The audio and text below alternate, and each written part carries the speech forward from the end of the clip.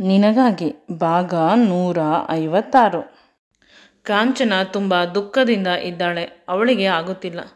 ತಾನು ತಪ್ಪು ಮಾಡಿದೆ, ತನ್ನ ಮಗಳನ್ನು ತನ್ನ ಗೆಳತಿಯ ಮಗನಿಗೆ ಕೊಟ್ಟು ಅಂತ. ಅವಳು ಎಷ್ಟು ಪಶ್ಚಾತ್ತಾಪ ಮಾಡಿಕೊಂಡರೂ ಅವಳ ದುಃಖ ಕರಗುತ್ತಿಲ್ಲ. ಅವಳಿಗೆ ತುಂಬ ಹಿಂಸೆ ಆಗುತ್ತಿದೆ. ಬದುಕು ಮುಗಿದು ಹೋಯಿತು ಅನ್ನಿಸುವಷ್ಟು.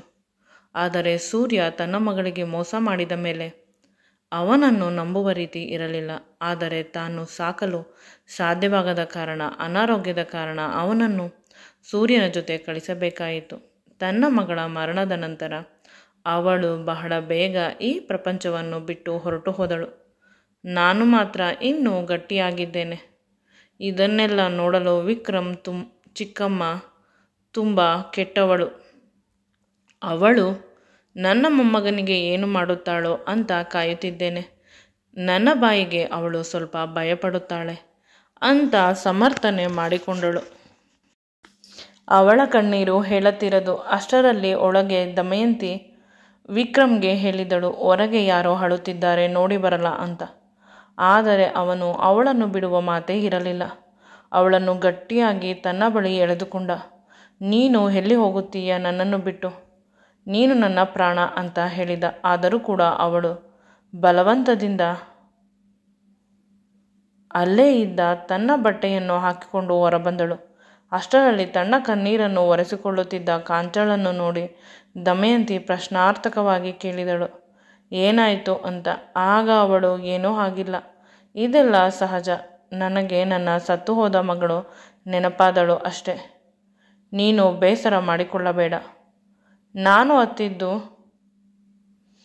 ನಿನಗೆ ಕೇಳಿಸಿತಾ ಅಂತ ತುಂಬ ದುಃಖದಿಂದ ಕೇಳಿದಳು. ಇಲ್ಲ, ನನಗೆ ನೀರು ಬೇಕಿತ್ತು, ಅದಕ್ಕೆ ಬಂದೆ ಅಂತ ದಮಯಂತಿ ಮಾತನ್ನು ಬದಲಾಯಿಸಿದಳು. ಅಷ್ಟರಲ್ಲೇ ಕಾಂಚನ ನೀರನ್ನು ತಂದುಕೊಟ್ಟಳು. ಅವಳಿಗೆ ದಮಯಂತಿಯನ್ನು ನೋಡಿ ಒಂದು ರೀತಿ ಖುಷಿಯಾಯಿತು. ನಂತರ ಅವಳು ರೂಮಿಗೆ ಹೋದಳು. ರೂಮಿಗೆ ಹೋಗಿ ನೆಮ್ಮದಿಯಾಗಿ ಮಲಗಿದಳು. ದಮಯಂತಿಯನ್ನು ನೋಡಿದಾಗ ಅನಿಸುತ್ತದೆ, ಅವನನ್ನು ಪ್ರೀತಿಸುವ, ಅವನಿಗಾಗಿ ಸರ್ವಸ್ವವನ್ನು ನೀಡುವ, ಅವನಿಗಾಗಿ ಎಲ್ಲ ಕಷ್ಟವನ್ನು ಅನುಭವಿಸುವ ಏಕೈಕ ಹುಡುಗಿ ಅಂದರೆ ನನ್ನ ದಮಯಂತಿ. ಅವಳು ಇರಬೇಕಾದಾಗ ನಾನು ಏಕೆ ಇಷ್ಟೊಂದು ಯೋಚನೆ ಮಾಡಬೇಕು ಅಂತ. ಅವಳು ಸುಮ್ಮನಾದಳು. ಬದುಕು ಹೀಗೆ ನಡೆದುಕೊಂಡು ಹೋಗುತ್ತದೆ. ನಾನು ಅನಾವಶ್ಯಕವಾಗಿ ಏನೂ ಆಗದೆ ಇರುವ ವಿಷಯವನ್ನು ಯೋಚನೆ ಮಾಡುತ್ತಿದ್ದೇನೆ ಅಂತ ತನಗೆ ತಾನೇ ಸಮಾಧಾನ ಮಾಡಿಕೊಂಡು ಮಲಗಿದಳು. ಆದರೆ ಇತ್ತ ದಮಯಂತಿ ಬಾಗಿಲಿನಲ್ಲಿ ನಿಂತಿದ್ದಳು. ಅವಳಿಗೆ ಗೊತ್ತು, ಕಾಂಚನ ಯಾವುದೋ ವಿಷಯವನ್ನು ನೆನೆಸಿಕೊಂಡು ಅಳುತ್ತಿದ್ದಳು. ನನ್ನನ್ನು ನೋಡಿದ ತಕ್ಷಣ ಅವಳ ಮುಖದ ಭಾವ ಬದಲಾಯಿತು. ಇವಳು ತುಂಬ ಒಳ್ಳೆಯವಳು. ಕಾಂಚನ ದುಃಖ ಪಡುತ್ತಿರುವಾಗ ಕಷ್ಟದಿಂದ ಇವಳ ಮನಸ್ಸು ಮರುಗುತ್ತಿದೆ. ಒಮ್ಮೊಮ್ಮೆ ಸಂಬಂಧ ನಿಜವಾಗಿರುವುದರಿಂದ ಈ ರೀತಿಯ ಸಮಸ್ಯೆಗಳು ಆಗುತ್ತದೆ. ಕಣ್ಣಿಗೆ ತಿಳಿಯದೇ ಇರುವುದು ಕರುಳಿಗೆ ತಿಳಿಯುತ್ತದೆ. ಅವಳನ್ನು ವಿಕ್ರಮ್ ಹಿಂದೆಯಿಂದ ಬಂದು ಗಟ್ಟಿಯಾಗಿ ತಬ್ಬಿಕೊಂಡ. ಆಗ ಅವಳು ಸಡನ್ನಾಗಿ ಅವಳ ಕೈಯಲ್ಲಿದ್ದ ಬಾಟಲನ್ನು ಕೆಳಗೆ ಬೀಳಿಸುವುದರಲ್ಲಿ ಇದ್ದಳು. ಆಗ ಅವನು ಅದನ್ನು ತನ್ನ ಕೈಯಿಂದ ತೆಗೆದುಕೊಂಡು ಪುನಃ ಮನೆಯಲ್ಲಿ ಎಲ್ಲರೂ ನಿದ್ರೆಯಿಂದ ಹೇಳುತ್ತಾರೆ ಅಂತ ಆ ನೀರಿನ ಬಾಟಲನ್ನು ಅಲ್ಲೇ ಪಕ್ಕದಲ್ಲಿ ಇಟ್ಟು ಅವಳನ್ನು ತನ್ನ 2 ಕೈಗಳಿಂದ ಎತ್ತಿಕೊಂಡು ರೂಮಿಗೆ ಕರೆದುಕೊಂಡು ಬಂದ. ಅವಳನ್ನು ಹಾಸಿಗೆ ಮೇಲೆ ತುಂಬ ಮೃದುವಾಗಿ ಮಲಗಿಸಿದ. ರೂಮಿನ ಬಾಗಿಲನ್ನು ಕೂಡ ತುಂಬ ಗಟ್ಟಿಯಾಗಿ ಹಾಕಿದ. ಅವನಿಗೆ ಈಗ ತನ್ನ ಮುದ್ದು ಹೆಂಡತಿಯನ್ನು ಮುದ್ದಿಸಬೇಕು ಅಂತ ಅನಿಸುತ್ತದೆ. ಅವಳಿಗಾಗಿ ತುಂಬ ಸಮಯವನ್ನು ಕೊಡಬೇಕು ಅಂತ. ಆದರೆ ಅವಳು ತುಂಬ ಡಲ್ಲಾಗಿ ಇರುವುದನ್ನು ನೋಡಿ ಅವಳನ್ನು ಗಟ್ಟಿಯಾಗಿ ತಬ್ಬಿಕೊಂಡು ಮಲಗಿದ. ಯಾವುದೇ ರೀತಿಯ ಚೇಷ್ಟೆಗಳನ್ನು ಮಾಡಲಿಲ್ಲ. ಬದುಕು ಕ್ರಮೇಣ ಕಳೆದು ಹೋಗುತ್ತದೆ. ಇದೇ ರೀತಿ ಆದರೆ ನಾನು ಅವಳನ್ನು ಎಷ್ಟು ಕಂಫರ್ಟಬಲ್ ಆಗಿ, ಎಷ್ಟು ಚೆನ್ನಾಗಿ ನೋಡಿಕೊಳ್ಳಲು ಸಾಧ್ಯ ಅಷ್ಟು ಚೆನ್ನಾಗಿ ನೋಡಿಕೊಳ್ಳಬೇಕು ಅಂತ ಅವನು ಅಂದುಕೊಳ್ಳುತ್ತಿದ್ದ. ಅವನಿಗೆ ಇತ್ತೀಚೆಗೆ ಒಂದು ಆಲೋಚನೆ ಬರುತ್ತಿದೆ. ಅಕಸ್ಮಾತ್ ನಾನು ಇರುವವರೆಗೂ ಸರಿ, ಆಮೇಲೆ ಅಂತ. ಆಗ ಅವನ ಮನಸ್ಸು ಅವನಿಗೆ ತಿಳಿ ಹೇಳುತ್ತದೆ, ನೀನು ಇನ್ನೂ ಚಿಕ್ಕವನು, ನೀನೇನು ಸಾಯುವುದಿಲ್ಲ ಇಷ್ಟು ಬೇಗ ಅಂತ. ಇದೇ ಸಮಯದಲ್ಲಿ ಅವನ ಗೆಳೆಯನ ಕಾಲ್ ಬಂತು. ಅವನು ತುಂಬ ಒಳ್ಳೆಯವನು. ಅವನು ಇವನಿಗಾಗಿ ಬದುಕಿದ್ದ.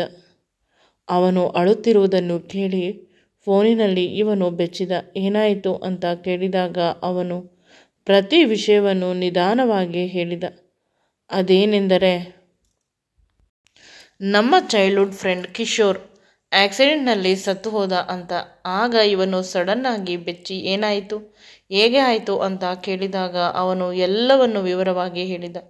ಇವನಿಗೆ ಅವನು ಸತ್ತಿದ್ದು ತುಂಬ ಆಶ್ಚರ್ಯ, ದುಃಖ, ಕಷ್ಟ ಎಲ್ಲ ಇರಬಹುದು. ಆದರೆ ತನ್ನ ಬದುಕನ್ನು ನೆನೆಸಿಕೊಂಡು ಇಷ್ಟು ದಿನಗಳವರೆಗೆ ಇರುತ್ತಿದ್ದ.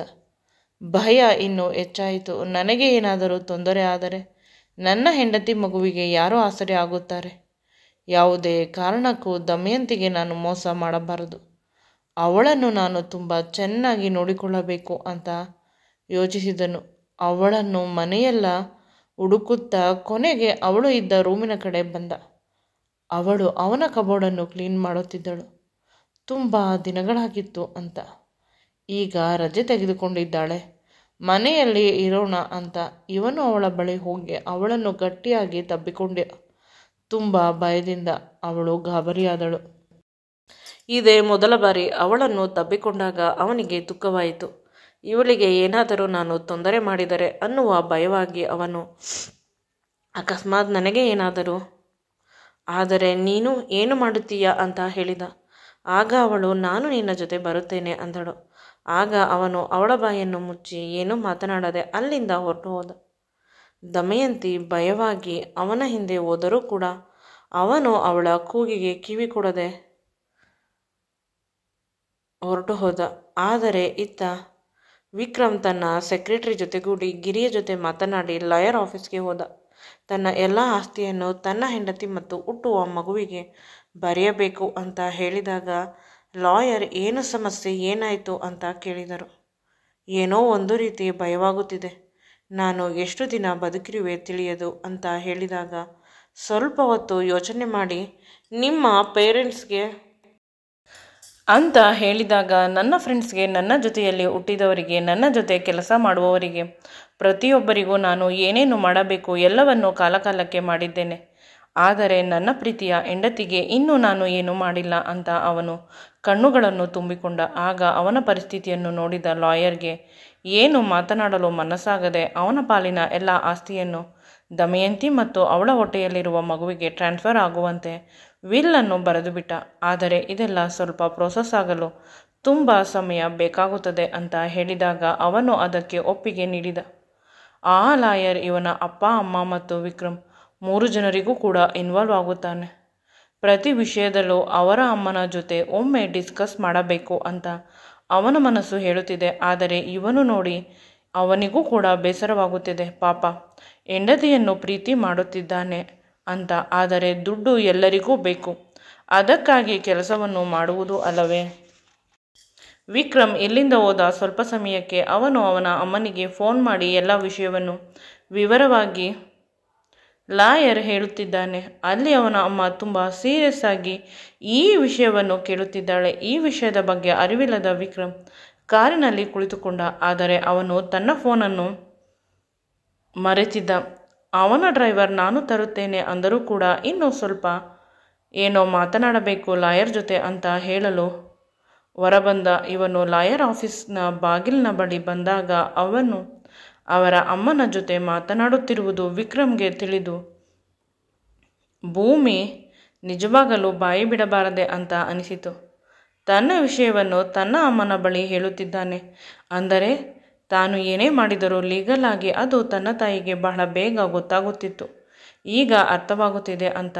ನಂತರ ಅವನು ತನ್ನ ಫೋನನ್ನು ತೆಗೆದುಕೊಳ್ಳಲು ಚೇಂಬರ್ ಒಳಗೆ ಹೋದ ತಕ್ಷಣ ಆ ಲಾಯರ್ ಫೋನನ್ನು ಕಟ್ ಮಾಡಿದ. ಅವನನ್ನು ನೋಡಿ ತುಂಬ ಮುಖವನ್ನು ಬಿಳುಚಿಕೊಂಡವನಂತೆ ವರ್ತಿಸಿದ. ಮುಂದೆ ಈ ವಿಡಿಯೋ ನಿಮಗೆ ಇಷ್ಟವಾಗಿದ್ದಲ್ಲಿ ನನ್ನ ಚಾನಲನ್ನು ಲೈಕ್ ಮಾಡಿ, ಶೇರ್ ಮಾಡಿ ಮತ್ತು ಸಬ್ಸ್ಕ್ರೈಬ್ ಮಾಡಿ. Thanks for watching.